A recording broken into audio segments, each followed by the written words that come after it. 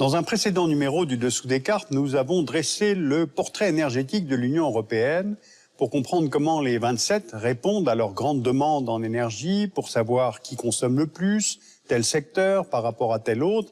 Et ce portrait révèle en fait un grand niveau de dépendance vis-à-vis des fournisseurs extérieurs. Eh bien, c'est ce niveau de dépendance que je voudrais évoquer aujourd'hui. Voici une carte de l'Union européenne à 27, avec ses voisins à l'est et au sud. Regardons ce graphique. Il montre les courbes de consommation et de production énergétique de l'Union, et on voit bien que ces deux courbes suivent des tendances inverses. Entre 2000 et 2009, la consommation augmente, alors que la production totale d'énergie chute de 13,5%. En 2009, avec une production de 812 millions de tonnes d'équivalent pétrole, l'Union européenne ne répond qu'à 43% de ses besoins, alors qu'on était à 53% en 2000. Donc, ça signifie que l'Union doit importer plus de 56% de l'énergie qu'elle consomme. Et selon l'Agence internationale de l'énergie, si les 27 ne réagissent pas, leur dépendance vis-à-vis de l'étranger pourrait atteindre 62% dans 20 ans. Alors, cette dépendance énergétique repose sur les différentes ressources consommées. De façon précise, quelles sont-elles ? Le pétrole représente 38% des besoins européens, le gaz naturel 25%, le charbon compte pour 15,5% de la demande, le nucléaire 12%. Quant aux énergies renouvelables, géothermie, hydraulique, solaire, éolien, marée motrice, biomasse, elles répondent à presque 9% de la demande de l'Union européenne. Donc si on fait le total, on constate que les énergies d'origine fossile, c'est-à-dire le pétrole, le gaz, le charbon, comptent pour près de 80% de la consommation de l'Union européenne. Or, comme il y a peu de pétrole et de gaz dans le sous-sol européen, l'Union doit donc se tourner vers des pays tiers pour s'approvisionner. Parmi ces pays, la Russie est le premier fournisseur, tant pour le pétrole que pour le gaz. On trouve ensuite la Norvège, qui assure près du quart des approvisionnements de pétrole comme de gaz.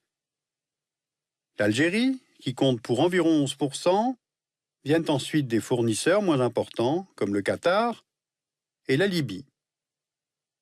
Eh bien, ces 5 pays, Russie, Norvège, Algérie, Qatar, Libye, répondent à eux seuls à plus de 65% des importations européennes de pétrole et près de 75% de celles de gaz naturel.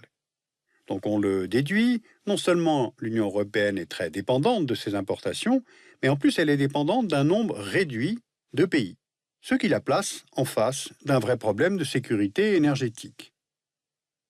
Alors, pour mieux garantir à terme cette sécurité, elle peut jouer sur 3 leviers, aussi bien quantitatifs que qualitatifs. Économiser l'énergie, augmenter sa propre production, diversifier les pays fournisseurs. Regardons maintenant en détail ces 3 possibilités.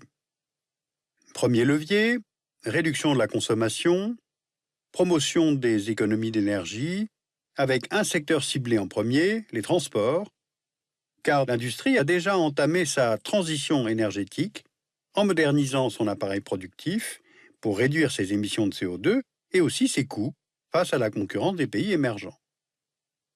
Deuxième levier d'indépendance énergétique, l'augmentation de la production intracommunautaire. L'Union possède un certain nombre de gisements d'énergie fossile, pétrole, gaz, charbon, mais ces gisements s'épuisent. L'augmentation de la production pourrait se faire plus facilement du côté des énergies renouvelables et en plus, la stratégie d'indépendance énergétique de l'Union s'accorderait avec sa politique environnementale. Parce que dans le cadre de ce qu'on appelle le paquet énergie-climat, adopté en 2008, l'Union a défini une série d'objectifs chiffrés en matière énergétique. Les États membres doivent parvenir d'ici 2020 à améliorer de 20% leur efficacité énergétique, apporter à 20% la part des énergies renouvelables dans leur consommation énergétique et apporter à 10% la part des biocarburants dans la consommation de leurs véhicules. À terme, cela devrait permettre à l'Union de réduire de 20% ses émissions de dioxyde de carbone. Ce paquet énergétique, qu'on a appelé 3 x 20, semble à vrai dire hors de portée pour de nombreux pays membres du fait des conséquences de la crise économique et budgétaire. L'Union peut aussi miser sur la technologie nucléaire, qui est loin d'être présente dans tous les pays de l'Union. Le nucléaire, à l'échelle communautaire, ne compte que pour 12% du mix énergétique, mais sa part dans les bouquets nationaux varie de façon considérable. On a 38% en France ou 10% seulement en Allemagne. Aujourd'hui, on compte 143 réacteurs en service dans l'Union et cela représente un tiers des réacteurs en activité dans le monde. Mais après la catastrophe de Fukushima en mars 2011, l'énergie nucléaire suscite encore plus d'inquiétude et d'opposition.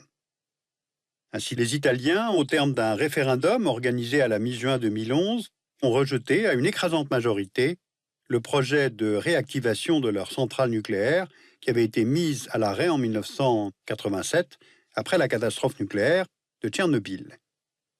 De la même façon, l'Allemagne a officiellement renoncé au nucléaire en juin 2011 en votant l'arrêt progressif d'ici 2022 de tous ses réacteurs nucléaires actuellement en service. Elle va prendre le gaz comme énergie de substitution et résultat, elle va émettre beaucoup plus de CO2. Autre possibilité pour augmenter la production d'énergie en Europe, l'exploitation des gaz de schiste. Le sous-sol de l'Union en a beaucoup. Cette exploitation pourrait répondre à la majeure partie de la demande européenne, mais pour extraire ces gaz de schiste, on utilise la fracturation hydraulique de la roche qui les emprisonne. Cette technique consomme énormément d'eau, elle est aussi particulièrement polluante, ce qui a amené la France à interdire la récupération de ces ressources non conventionnelles de gaz. D'autres États membres multiplient les forages, comme en Allemagne, en Autriche, en Hongrie, en Pologne, au Royaume-Uni, en Suède, mais ces opérations, pour l'instant, sont expérimentales.